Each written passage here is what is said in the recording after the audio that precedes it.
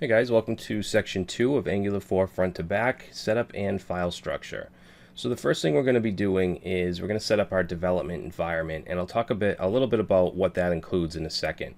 Once everything is set up, we're going to go ahead and install Angular CLI, which is the command line interface. It's used to do things like create the application, generate components, and even build out your assets for deployment. It's the recommended way to use Angular 4. We're also going to set up a sample application where we're going to dive into the file and folder structure of an Angular application and see what really makes it tick. So we're not going to look too much into the code just yet, just the files and the folders that are structured inside of an Angular application.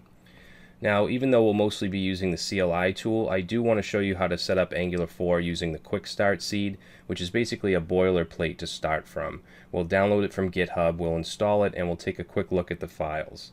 And then before we move on to start coding, I just want to talk a little bit about TypeScript, which is recommended when building Angular 2 Plus Angular applications. We'll talk about the extra bells and whistles that TypeScript offers in Angular. Alright, so this is the development environment that we'll be working with. I'm going to set everything up from pure scratch. Now I know there's a lot of developers out there that don't really use Windows or like Windows, but I assure you that this course is 100% cross-platform. Everything we do in Windows you can do in Linux or on Mac.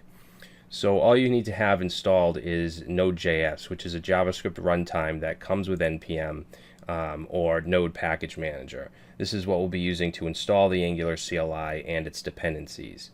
Now, as far as text editors and IDEs, you're free to use whatever you want, but I'll be using Visual Studio Code, which is my preferred editor for building Angular applications. We're also going to use the Angular 4 TypeScript extension for syntax highlighting and some other things.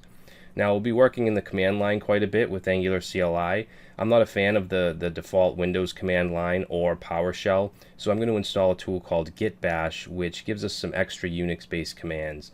Not only that, but I'll also be integrating it with Visual Studio Code, and we'll have the terminal right inside of the editor. Alright, and for my browser, I'll be using Google Chrome, which is the only browser that I ever use. Alright, so let's go ahead and get started with setting up our environment and start working with Angular.